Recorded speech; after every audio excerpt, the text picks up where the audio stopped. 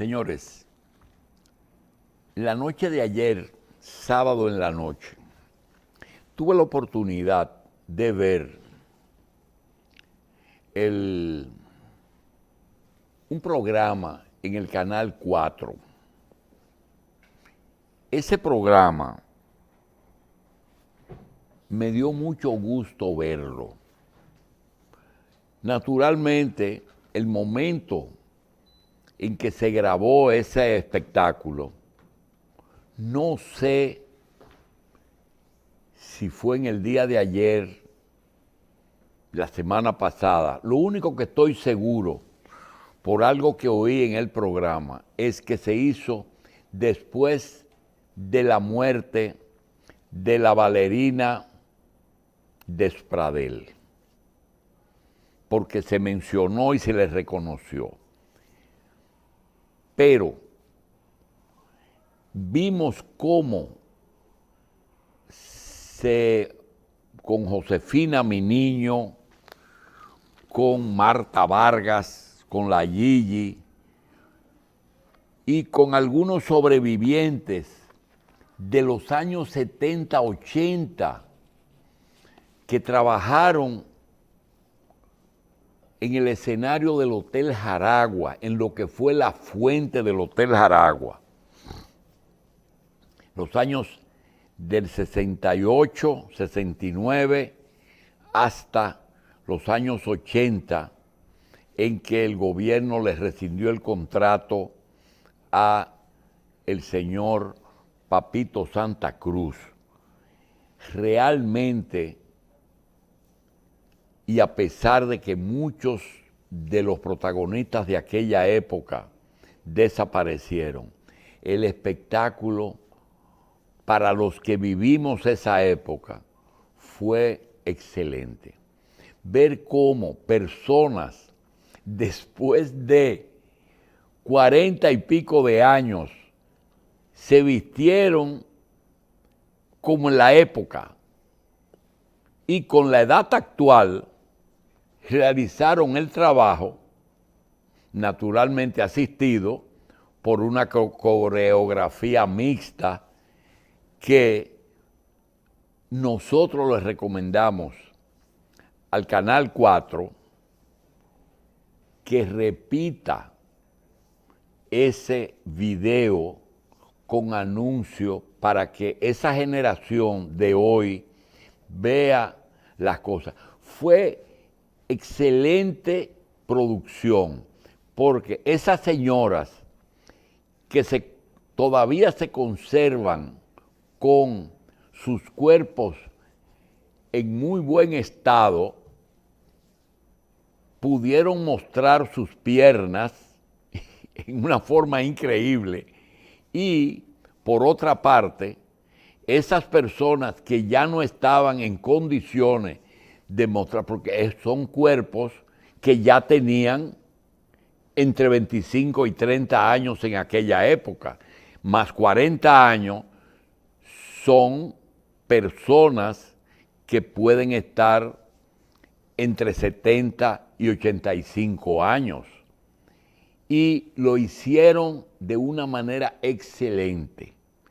Felicito a todos los que participaron, felicito a los productores, felicito a Cultura. Parece que Milagrito Germán patrocinó eso. Felicito al Hotel Jaragua y sobre todo al Canal 4 y a todos los que participaron en ese espectáculo. Naturalmente, recordamos con afecto a todos los que ya decidieron irse primero. De manera que a Josefina y al grupo que las acompañó los felicito. Por otra parte, vamos a darle inicio a las noticias con sus comentarios. Dice la prensa de hoy que siguen bajos contagios por el COVID en República Dominicana. Es bueno resaltar que ya en República Dominicana no hay limitaciones, distanciamiento, mascarillas, jabón, manita limpia. Sencillamente hay un país sin restricciones, pero me llama mucho la atención cómo costumbre hace vida. Señores, la cantidad de personas que se acostumbraron a usar mascarilla, que todavía están conscientes de que el virus del coronavirus no ha desaparecido en todas sus versiones, siguen usando su mascarilla y eso es encomiable. Son los resultados positivos de una tragedia que tuvimos. Los dominicanos aprendimos a cuidarnos, aprendimos a tener una higiene que no teníamos, nos lavamos las manos, seguimos saludando con el puño. Definitivamente, todo en la vida tiene lo positivo y lo negativo. El Ministerio de Salud Pública notificó hoy domingo 30 nuevos contagios de COVID, menos 19 menos que los registrados anteayer, que fueron 49. Se hicieron 2.513 pruebas que detectaron 3 contagios en el Distrito Nacional, 1 en provincia de Santo Domingo, 7 en Santiago, 5 en María Trinidad Sánchez, 5 en Samaná, 5 en Puerto Plata y 3 en La Altagracia. Se detalló que en el país hay 131 casos activos y que 573.703 personas que les dio la enfermedad se recuperaron.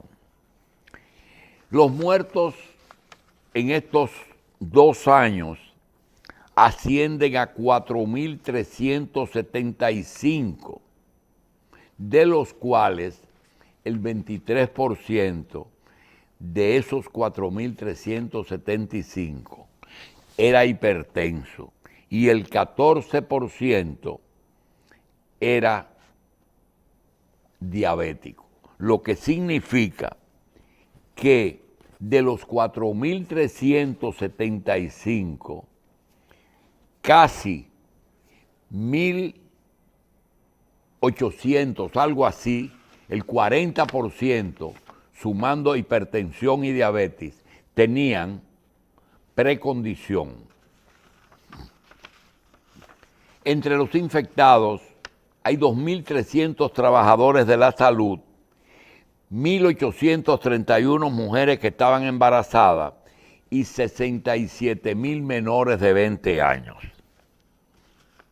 La ocupación hospitalaria tiene disponibilidad de 2.373 camas para pacientes con coronavirus, de las cuales solo el 5%, es decir, 109 camas, están ocupadas.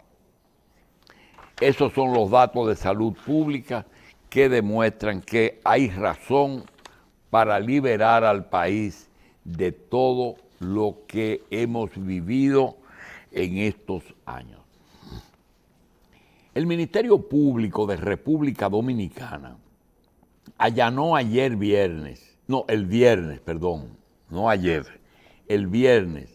el yate Flying Fox del magnate ruso Dmitry Kamenchik como parte de una investigación sobre lavado de activos y tráfico de armas. La requisa se realizó a solicitud de los Estados Unidos de América en virtud de acuerdos internacionales de lucha contra la criminalidad y el delito. En la orden del Ministerio Público solicita practicar la requisa en virtud de que Estados Unidos tiene abierta una investigación en contra de varios objetivos dedicados al lavado de activos a escala internacional. El Flying Fox es retenido desde hace 11 días en el puerto de Sanssouci. El viernes pasado, agentes de la Oficina de Investigaciones de la Seguridad Nacional de Estados Unidos visitaron esa nave. Los agentes estadounidenses estaban acompañados de oficiales de los organismos de seguridad de República Dominicana.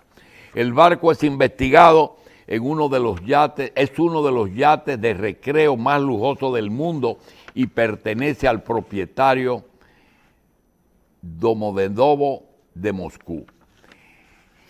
Quisiera hacer un comentario en cuanto a esta situación. No vamos a analizar la guerra de Ucrania por esto, sino que le vamos a hacer una historia.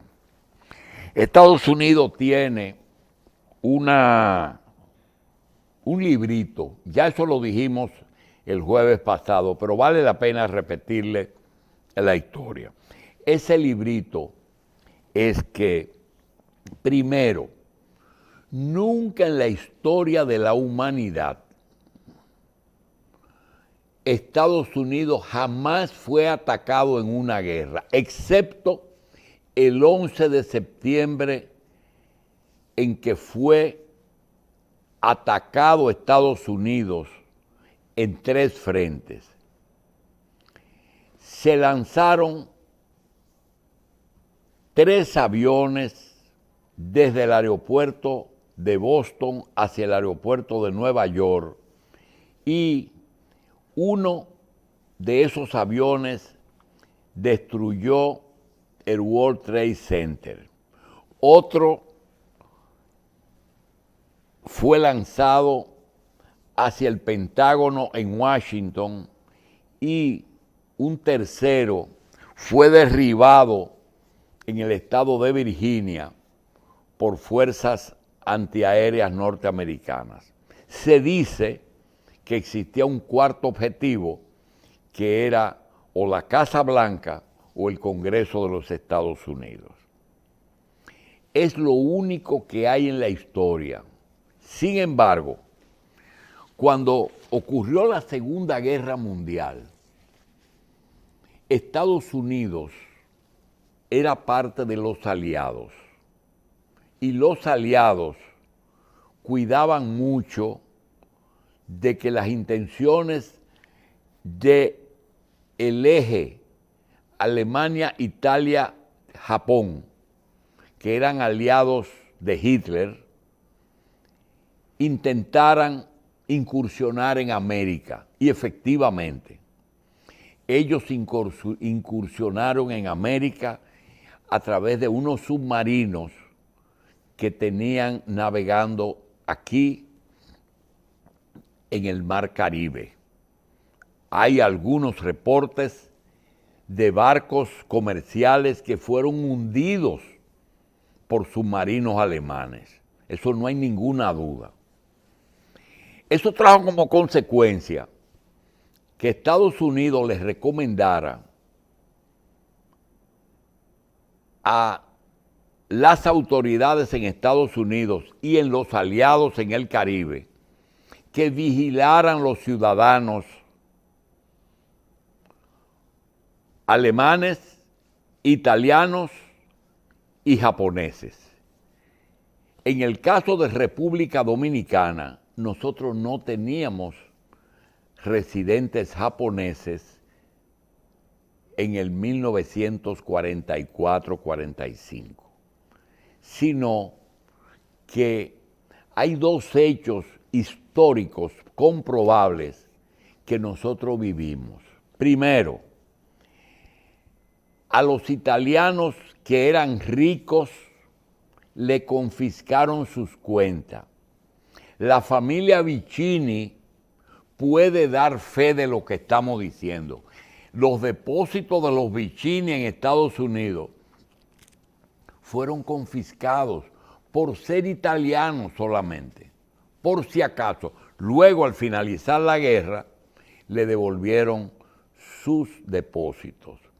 Y el doctor Carlos Teodoro George, el doctor Carl T. George, director fundador del Hospital San Antonio de San Pedro de Macorís, alemán, fue sometido a prisión por ser alemán y fue acusado de que tenía una acusación falsa, de que tenía comunicación a través de la radio en un transmisor que tenía escondido, dizque en un esqueleto, será en el cráneo del esqueleto, que no sabemos el tamaño, y fue sometido a prisión. Luego, Trujillo lo mandó a soltar. Pero de esto, los médicos que sobreviven, que fueron médicos del Hospital San Antonio, pueden dar fe de lo que le ocurrió al doctor George. ¿Cuál es el cuento? Que Estados Unidos, cuando tiene una guerra, vigila el patrimonio y los ciudadanos del enemigo de la guerra.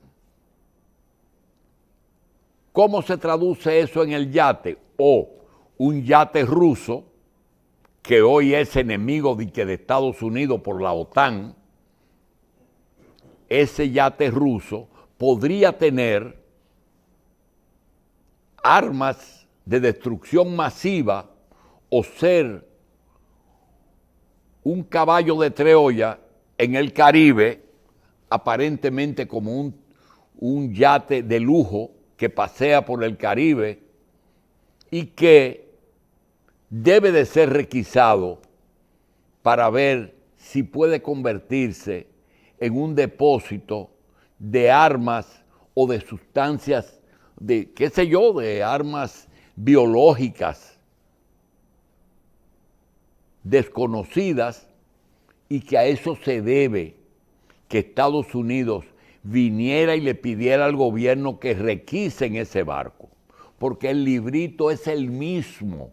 Lo que hicieron con el doctor George y con Lovicini están haciendo con el yate ruso, que 80 años después, porque fue en el 40, 60 y 20, son 80 años después. Eso es no lo que yo creo, no. Eso es lo que ocurrió. El librito es el mismo, porque ellos tienen libritos que siempre sacan en cada caso. De manera que está aclarado el por qué Estados Unidos pide a República Dominicana que allane el yate ruso que se encuentra en Sanssouci. En un allanamiento que realizó el 12 de junio del 2021, en el domicilio del exdirector de la Lotería Nacional, Luis Michel Dicen, el Ministerio Público ocupó un bolso color azul con 3 paquetes de bolos de color naranja, con numeración de color negro. Cada paquete consta de 50 bolos. Este señor fue el administrador de la lotería que nombró el PRM en ese lugar. Se desempeñó durante casi un año como administrador y luego se demostró que estaba realizando operaciones ilegales desde la gerencia, desde la administración de la lotería, y que parece que perjudicaba a las bancas de juego y beneficiaba a las bancas de juegos de él o de sus aliados. Esa situación no es nueva. Esa situación de penetrar la administración de la lotería ocurrió cuando un haitiano penetró los sorteos con tecnología de última generación. y ponían unos bolos que salían los números que él quería. Después hubo una administración durante el gobierno de Leonel que pasó a Danilo, las dos administraciones, que tenían unos administradores que tenían unas autorizaciones a la compañía Dreams, autorizaciones para apertura de bancas irregulares. Todo eso se corona con la llegada en este gobierno de alguien que no se sabe de dónde salió. Era de Bonao, dueño de bancas, y resulta que el gobierno, hay que reconocerle, que no lo protegió. La Procuraduría todavía sigue investigando y han encontrado que el hombre tenía un juego de bolos especiales en su casa.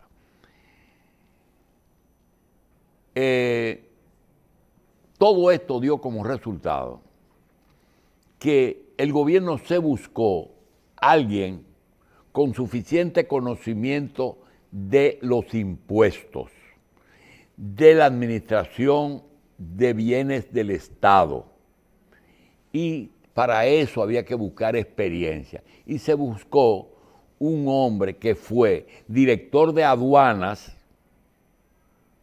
fue subdirector del Consejo Estatal del Azúcar y fue director de Impuestos Internos. Su nombre, Teófilo Tabar, Kiko. A Kiko le han entregado la lotería con ese problema. Lo primero que hizo fue nombrar por decreto una comisión asesora de la lotería, en el que tiene no uno, no, tiene dos obispos, el obispo de la capital y el obispo de Higüey. Kiko Tabar ha logrado que esa dilución que había de juegos desde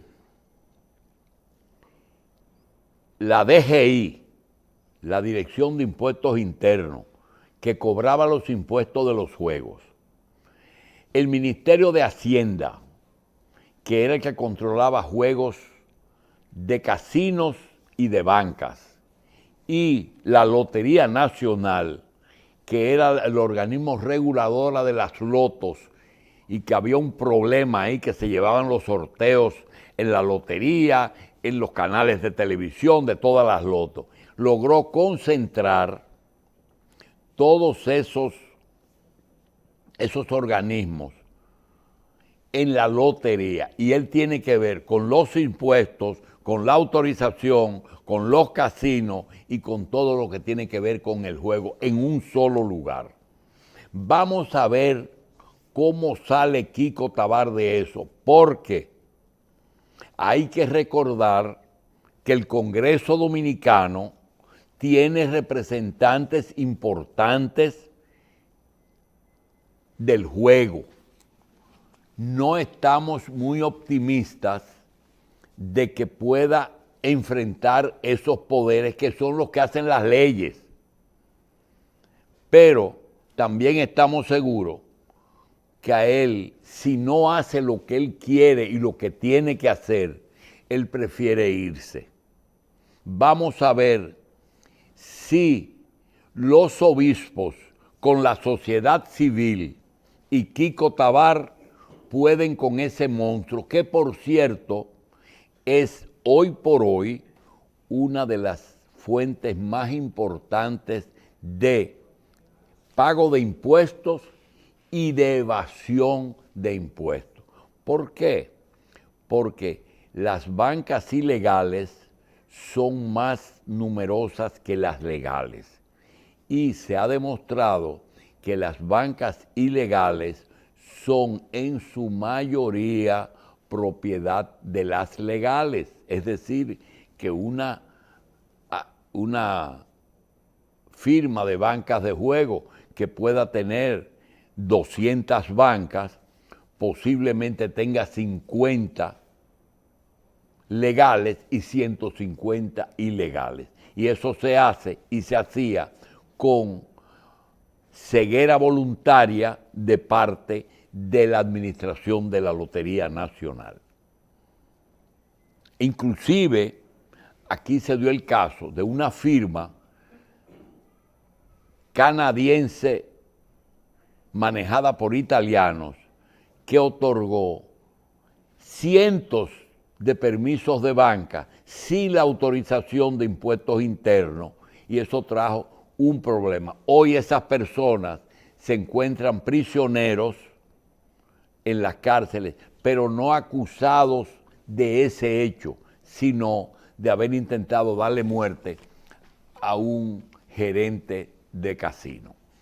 Esa situación es difícil y vamos a ver cómo la va a manejar Kiko Tabar, que por cierto no ha dejado de celebrar los sorteos. Tiene un problema, y es que Kiko Tabar fue nombrado por un gobierno. Ese gobierno nombró un corrupto en la lotería y Kiko sustituye a un corrupto. Y el gobierno que llegó, que nombró al que es honesto, se negó y se niega a cumplir los compromisos que hicieron los gobiernos anteriores con sus administradores corruptos. Tanto del gobierno de Danilo Medina como del año que dirigió ese señor, hay deudas con los medios de comunicación que la lotería, la administración, la comisión se niega a pagar, de manera que los anunciantes y los compromisos que hiciera la lotería por la administración corrupto, parece que lo están tratando como deudas de corruptos todos. Qué bonito. Vamos a ver quién es responsable de esas deudas. Ellos se niegan a pagarlo. Vamos a hacer una pausa.